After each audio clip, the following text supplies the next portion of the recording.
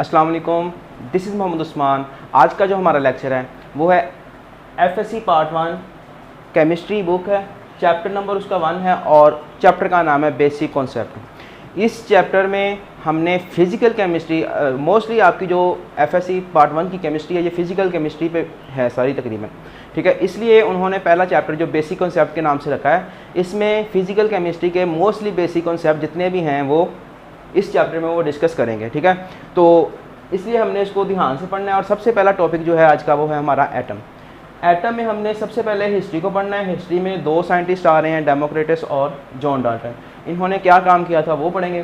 फिर हम एटम की डेफिनेशन बनाएंगे और देन बर्जीलियस का कुछ काम था वो पढ़ेंगे। फिर दूसरा टॉपिक है evidence of atom. Evidence of atom में हमने देखना है इसका इंट्रोडक्शन थोड़ा सा, फिर ऑप्टिकल माइक्रोस्कोप और इलेक्ट्रॉन माइक्रोस्कोप और फिर एक्स-रे स्टडी के बाद ये हमारा टॉपिक ख़त्म हो जाएगा, ठीक है। तो चलिए स्टार्ट करते हैं एटम से। एटम हम क्योंकि हिस्ट्री पढ़ेंगे एटम की पहले, तो हिस्ट्री में सबसे जो पहला काम किया गया वो था डेमोक्रिटस का। डेमोक्रिटस क्या कह रहे थे? इनके मुताबिक जो मैटर है, मैटर, अच्छा मैटर क्या होती है? मैटर हर वो चीज़ जो मास रखती हो और वॉल्यूम भी रखती हो, उसको हम क्या कहते हैं? मैटर कहते हैं, ठीक है। तो अकॉर्डिंग टू बर्जीलियस, मैटर जो है made up of indivisible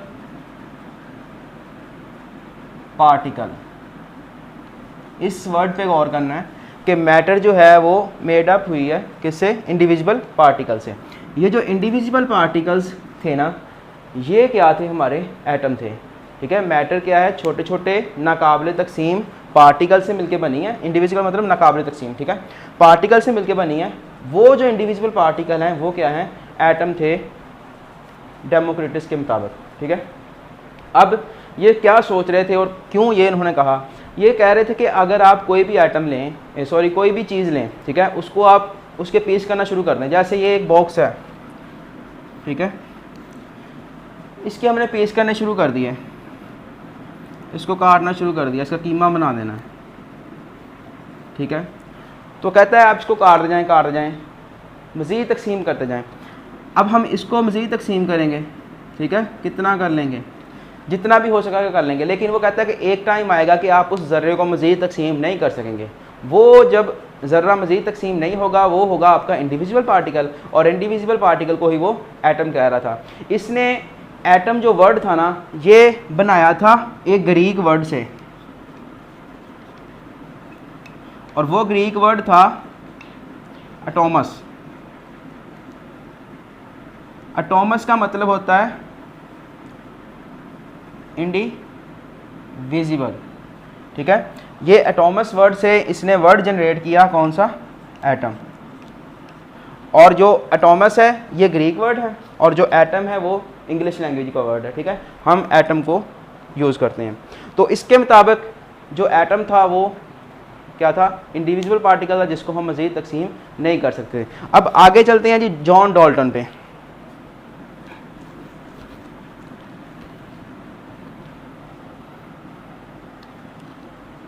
John Dalton से पहले हम एक 17वीं सेंचुरी में काम हुआ था, ठीक है, जिस पे जॉन डाल्टन ने जिससे फ़ायदा उठाया था। 17वीं सेंचुरी में क्या हुआ था कि 17वीं सेंचुरी में ना क्वांटिटेटिव स्टडी हुई थी।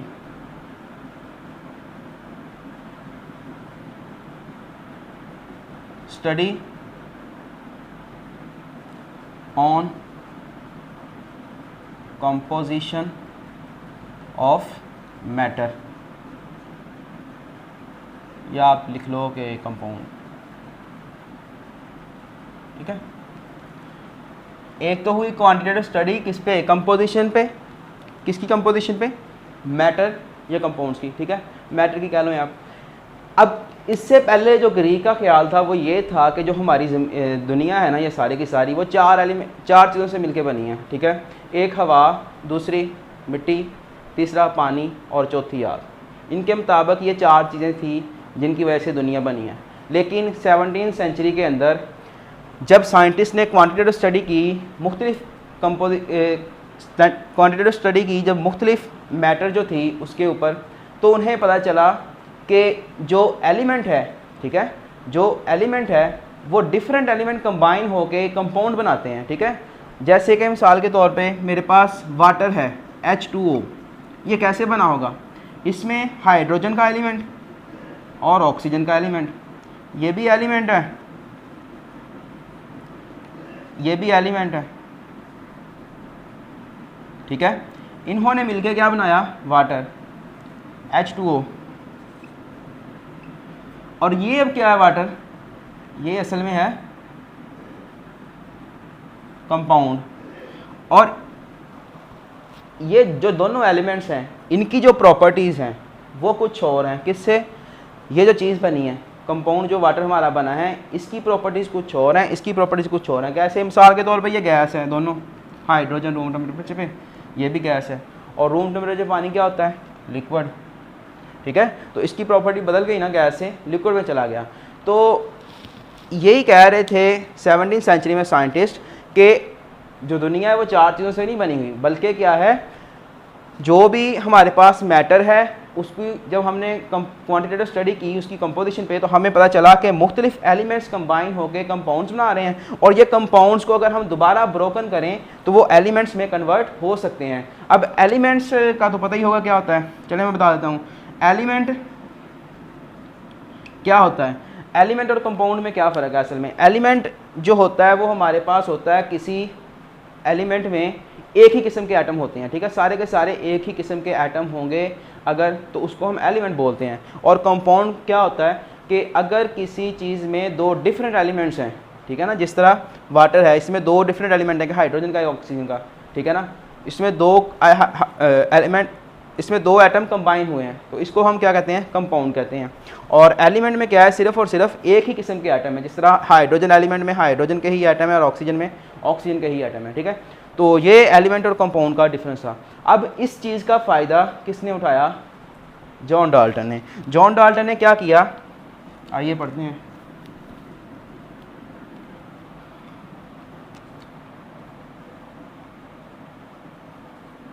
जॉन डाल्टन जो था ये एक टीचर था, ठीक है, और केमिस्ट भी था। ये लेबॉर्ट्री में ना, एक इंटरेस्टिंग स्टोरी आपको सुनाता हूँ कि ये लेबॉर्ट्री में काम कर रहा था, तजर्बा कर रहा था, ये टिन ऑक्साइड बनाने की कोशिश कर रहा था। ये टिन ऑक्साइड होता है, ठीक है। तो इसने क्या किया? टिन ली और ऑक्सीजन को लिया। इसकी अमाउंट भी ग्राम में हम ले रहे हैं, इसकी भी ग्राम में ले रहे हैं, ठीक है। अब इसने टिन जो था वो 100 ग्राम ले लिया, ठीक है, और इसमें ऑक्सीजन फेंकने लगा, यानी कि रिएक्शन मिक्सचर जिसमें उसने 100 ग्राम टिन को लिया है उसी में ऑक्सीजन की अमाउंट को फेंकने लगा। यानी कि उसने मिसाल के तौर पे 10 ग्राम ऑक्सीजन डाली, तो टिन ऑक्साइड जो था SnO2 ये नहीं बना, ठीक है। फिर उसने क्या किया? इसकी अमाउंट फिक्स रखी, उसने 100 ग्राम ही रखी, ठीक है। इसको चेंज किया, 12 ग्राम पे ले गया, टिन ऑक्साइड नहीं बना, ठीक है। फिर उसने क्या किया? ये 100 ग्राम ही आपका, और इसको 13.5 ग्राम लिया, तो जो टिन ऑक्साइड था वो बन गया, ठीक है। टिन ऑक्साइड क्या था? बन गया। अब उसने क्या किया? इसकी अमाउंट वही रखी, इसको 17 ग्राम कर दिया, टिन ऑक्साइड नहीं बना। इसकी अमाउंट यही रखी, इसको उसने इसका डबल कर दिया, ठीक है, इसका डबल कर दिया तो टिन ऑक्साइड बन गया। अब इस चीज़ से उसने अपनी थ्योरी बनाई, सारी चीज़ से उसने कंक्लूजन निकाली कि एटम जो है उसको हम मज़ीद तकसीम नहीं कर सकते। अब इसकी जो थ्योरी है बुक में वो ये है कि इसने, थ्योरी तो इसकी काफ़ी लंबी है लेकिन जो बुक पे बातें हैं वो हम करेंगे। इसने लॉ ऑफ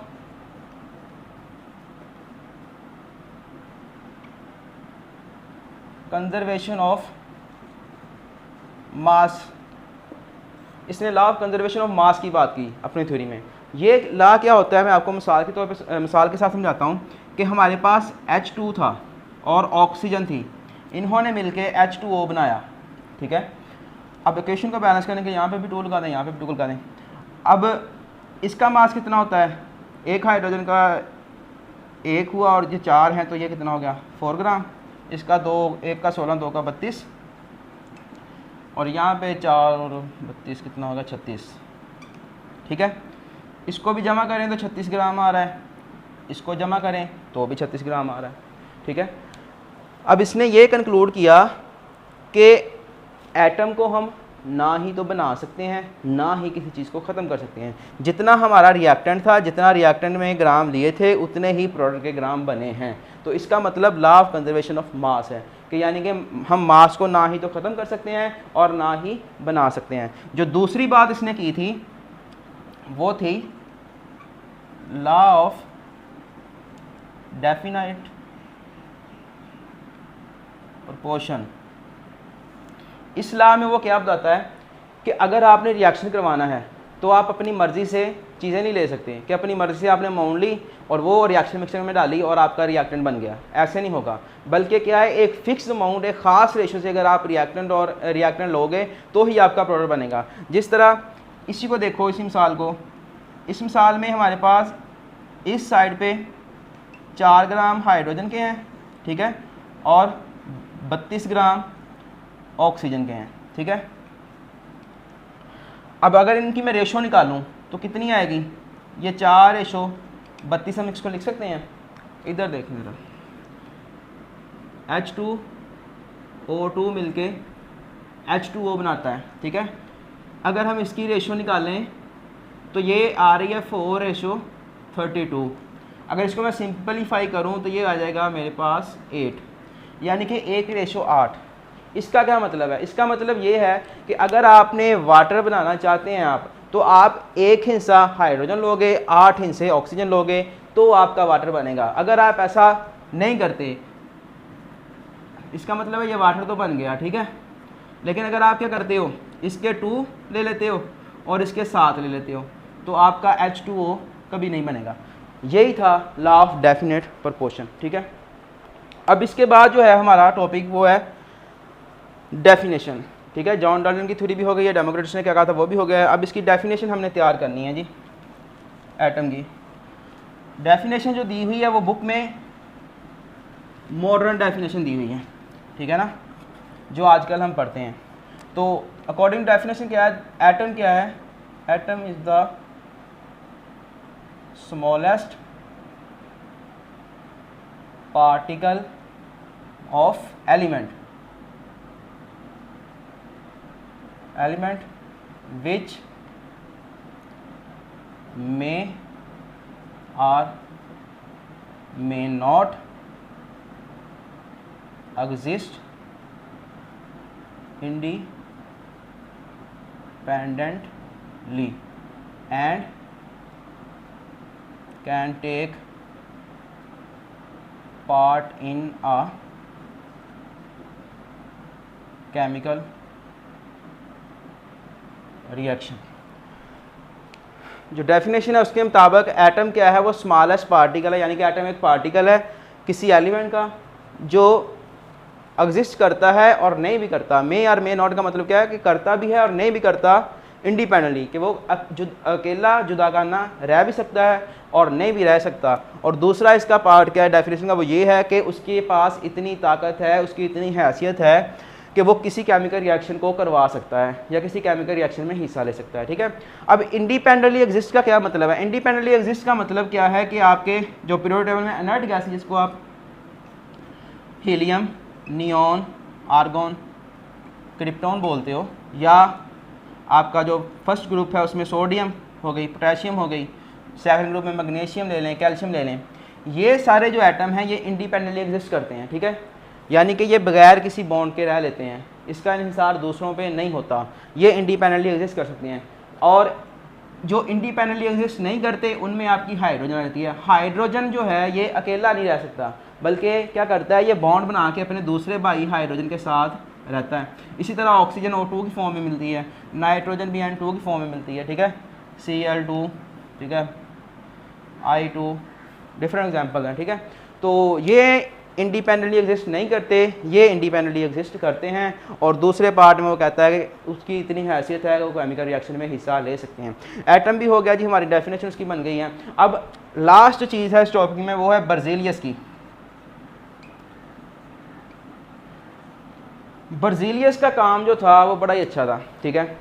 इसने क्या किया कि पहले लोग क्या करते थे, अगर उन्होंने हाइड्रोजन लिखना था ना तो वो पूरा हाइड्रोजन लिखते थे, ठीक है। इसने कहा, इसने एक ऐसा सिस्टम बना दिया जिसमें हमें इतना ज़्यादा मेहनत नहीं करनी पड़ती हाइड्रोजन लिखने के लिए। इसने एलिमेंट्स के सिंबल बनाए, हाइड्रोजन का सिंबल इसने एच रखा, ठीक है ना, जो एच लिखते हैं वो इसी ने लिखा था, इसी ने शुरुआत की थी इसकी, ठीक है। इसी तरह कार्बन का सी लिख दिया, ऑक्सीजन का ओ लिख दिया। तो इस तरह से एक तो इसका काम जो था वो क्या था कि इसने एलिमेंट्स के सिंबल बनाए, ठीक है ना। उसका जो नाम था वो पहले पूरा लिखना पड़ता था, बाद में हम सिर्फ एच आसानी हमारे लिए कर दी। और जो दूसरा इसका काम था वो बड़ा इंटरेस्टिंग था। वो क्या था कि इसके ज़माने में ना ही तो हमें ये पता था कि एटम के अंदर क्या है क्या नहीं है, ठीक है। हमें नहीं पता था कि एटम के अंदर इलेक्ट्रॉन होता है, प्रोटॉन होता है, या न्यूट्रॉन होता है, या कुछ और होता है, हमें कुछ नहीं पता था। लेकिन उस ज़माने में इसने जो इंटरेस्टिंग काम किया वो इसका ये था कि उस ज़माने में इसने एटम के एटॉमिक मासेस के बारे में बता दिया। और जो मॉडर्न स्टडी हुई तो पता चला कि जो इसने एटॉमिक मास निकाला था तकरीबन सेम एटॉमिक मास था, ठीक है। तो ये इसका काम बड़ा इंटरेस्टिंग था। अब अगर एटम की बात करें ना कि एटम का जो था एटम ये जो हिस्ट्री थी उनके बाद एटम तकसीम नहीं हो सकता, लेकिन जो मॉडर्न स्टडी हुई है उसमें हमें पता चला है कि एटम को हम मज़ीद तकसीम कर सकते हैं। कैसे कर सकते हैं?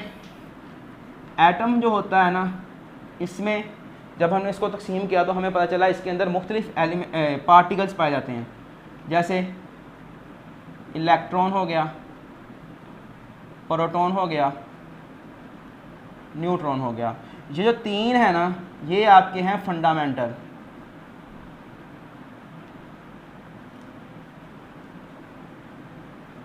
ये तीन फंडामेंटल पार्टिकल्स हैं। फंडामेंटल पार्टिकल्स का क्या मतलब होता है? फंडामेंटल पार्टिकल्स का मतलब ये है कि ये तीन पूरे के पूरे एटम को डिफाइन कर देते हैं। मतलब किसी एटम के बारे में आपने कुछ जानना है तो अगर आपको इन तीन के बारे में पता है तो आप उसकी सारी की सारी जो है वो प्रॉपर्टीज़ के बारे में जान सकते हो। अब बात करते हैं कि एटम के अंदर सिर्फ यही तीन पार्टिकल्स हैं या कोई और भी हैं।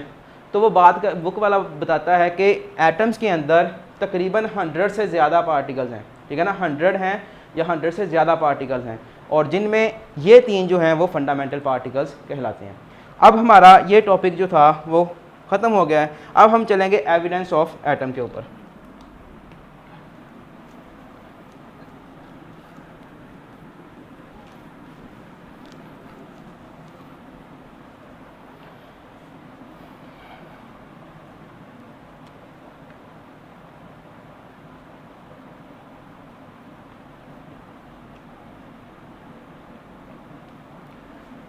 अब हमने देखना है कि एविडेंस ऑफ एटम क्या है, यानी कि एटम का कोई सबूत होना चाहिए हमारे पास।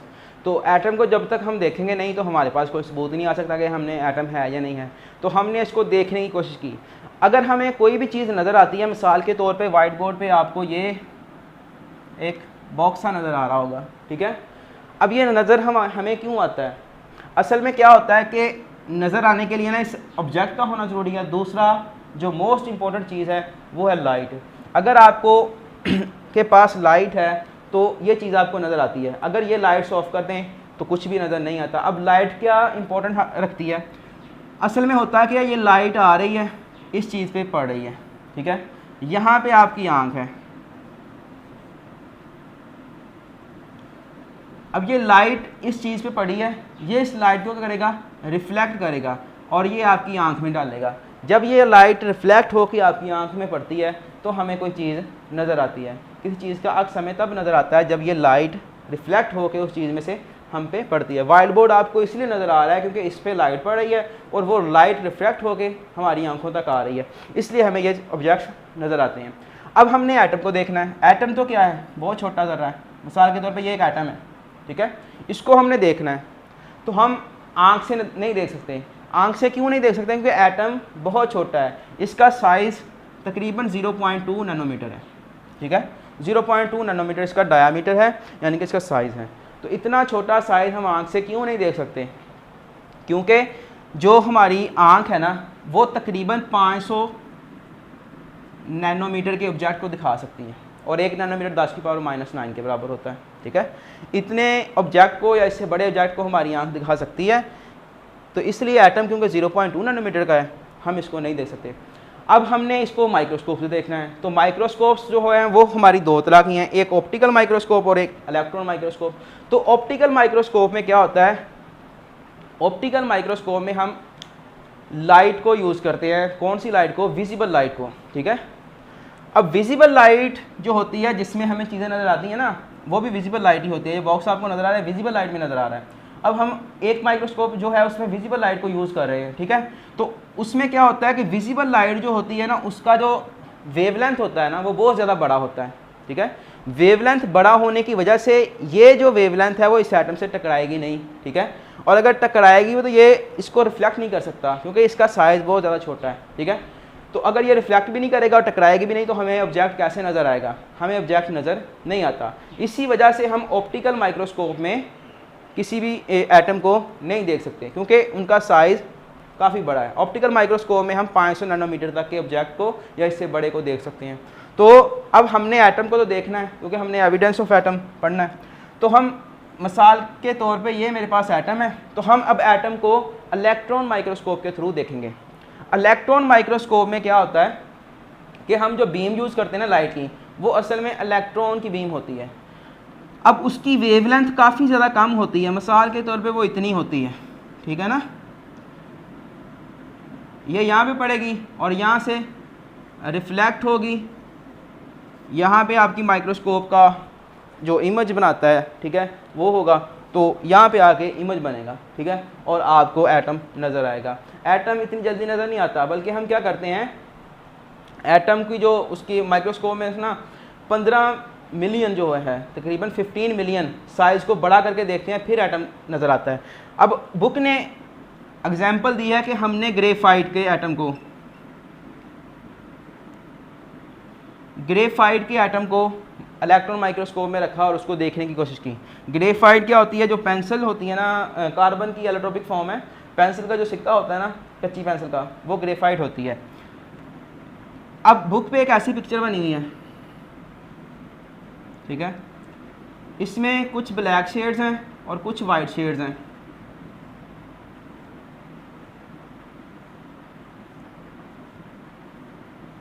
इस तरह से कुछ वाइट शेड्स हैं, कुछ ब्लैक शेड्स। ये ग्रेफाइट के एटम की पिक्चर जो उन्होंने इलेक्ट्रॉन माइक्रोस्कोप में ली वो है। ठीक है, अब इसमें जो ब्लैक शेड्स है ना, यहाँ पे कुछ नहीं है, ये एम्प्टी स्पेस है।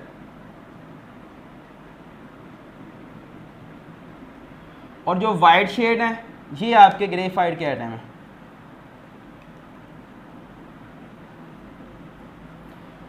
अब हम इसको ग्रेफाइट के एटम क्यों बोल रहे हैं? ठीक है, और इसको ब्लैक को एम्प्टी स्पेस क्यों कह रहे हैं? असल में क्या होता है, एक्साइटेशन होती है। ठीक है, एक्साइटेशन और डी एक्साइटेशन होती है। वो क्या होती है कि मिसाल के तौर पे ये ग्रेफाइट का एटम है, उसका ये न्यूक्लियस है, यहाँ पे इलेक्ट्रॉन था पहले। ठीक है, जब आपने इसको इलेक्ट्रॉन माइक्रोस्कोप में रखा तब क्या होगा, इलेक्ट्रॉन माइक्रोस्कोप की जो बीम आएगी, एनर्जी का पैकेट इसको यहाँ से मिलेगा। ठीक है, तो अब इसकी एनर्जी बढ़ जाएगी। जब इसकी एनर्जी बढ़ जाएगी तो ये ज़्यादा एनर्जी वाले शेल में चला जाएगा, वो यहाँ पे आ जाएगा। ठीक है, अब ये यहाँ से यहाँ पहुँच गया है। ठीक है, अब यहाँ पे ज़्यादा नहीं रहेगा। ठीक है, बल्कि दोबारा वापस अपनी जगह पे डी एक्साइट हो जाएगा। अब जब ये डी एक्साइट होकर यहाँ पे आएगा तो ये अपने अंदर जो एनर्जी इसने जज़ब करके ऊपर गया था उस एनर्जी को रिलीज़ कर देगा, और वो जो एनर्जी रिलीज़ करेगा वो वाइट लाइट की शक्ल में करेगा। इसलिए जो वाइट शेड्स हैं वो आपके क्या हैं, ग्रेफाइट के एटम हैं। और एम्प्टी स्पेसेस क्यों आई हैं? असल में जो ग्रेफाइट का स्ट्रक्चर होता है ना, वो जिस तरह बुक के पेजेस नहीं होते वैसे होता है कि एक लेयर के ऊपर दूसरी लेयर, पेज के ऊपर पेज। ठीक है ना, उसी तरह से ग्रेफाइट का स्ट्रक्चर होता है। मिसाल के तौर पर मैं आपको यहाँ पे बना के दिखा देता हूँ कि ये एक लेयर है ग्रेफाइट की। ठीक है,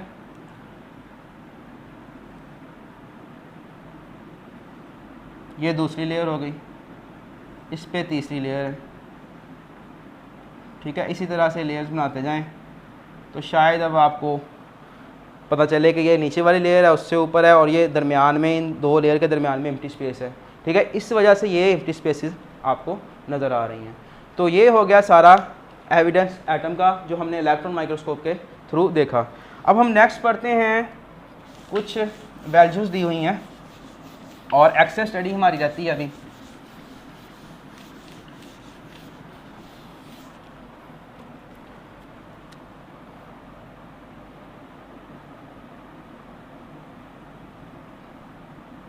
एक्सेस स्टडी ने क्या किया, एक्सेस स्टडी ने हमें एटम का डायामीटर मालूम करके दिया। डायामीटर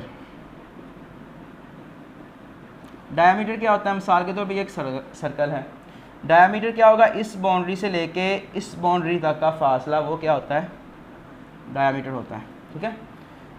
अब एटम का उसने डायामीटर मालूम किया, वो आया 0.2 नैनोमीटर। अगर आपने इसको मीटर में कन्वर्ट करना है तो नैनोमीटर क्या होता है, 10⁻⁹, ठीक है। अब ये मीटर में चला गया। अगर आपने इसको मज़ीद सिंप्लीफाई करना है तो ये पॉइंट जो है वो यहाँ पे ले आए। जब हम पॉइंट इधर लेके आएंगे तो यहाँ पे एक ऐड हो जाएगा -1, ठीक है, इसलिए -10 आ गया। तो नैनोमीटर में 0.2 नैनोमीटर इसका डायमीटर होता है, या साइज़ आप कह लें, ठीक है। और मीटर के अंदर 2 मल्टीप्लाई बाय 10⁻⁻10 मीटर, ठीक है। और दूसरी चीज़ हमें जो मालूम हुई वो थी एटम का मास। एटम का जो मास था वो तकरीबन -27 टू 10⁻⁻25 kg है। अब ये kg में इतना है, 10⁻⁻27 का मतलब क्या है कि एक से पहले 27 बार 0 आएगा, फिर 1 आएगा, ठीक है। और 25 का मतलब कि एक से पहले 25 दफ़ा 0 आएगा। तो इतना छोटा साइज़ है kg में। तो अब kg को हम तब यूज़ करते हैं, बड़े kg एक बड़ा यूनिट है, बड़े यूनिट को तब यूज़ करते हैं जब हमने कोई ज़्यादा अमाउंट में चीज़ लेनी हो। तो एटम का साइज़ तो आपके सामने है, बहुत ज़्यादा छोटा है, ठीक है। तो इसलिए हम एटम के साइज़ को मापने के लिए AMU को यूज़ करते हैं। AMU क्या है, मास को तोलने का सबसे छोटा यूनिट है। AMU है एटॉमिक मास यूनिट। तो हम मोस्टली जो एटम का साइज मास होता है वो AMU में लेते हैं। और 1 AMU हमारे पास 1.66 ज़रब 10⁻⁻27 किलोग्राम के इक्वल होता है, ठीक है। तो अब वो कहता है कि टॉपिक हमारा ख़त्म हो चुका है। अब वो एक इंटरेस्टिंग बात बताता है कि अगर स्टूडेंट्स जो हैं वो आइडिया लगाना चाहते हैं कि एटम का साइज़ कितना होगा, तो वो क्या करें, अपना पेन की टिप से ना इस तरह से एक निशान लगाएं, ठीक है। तो इस पेन की टिप के नीचे वो कहता है कि 2 मिलियन एटम होंगे। कितने, 2 मिलियन। और 1 मिलियन होता है 10 लाख, और 2 मिलियन 20 लाख एटम्स होंगे इस पेन की टिप के नीचे, ठीक है।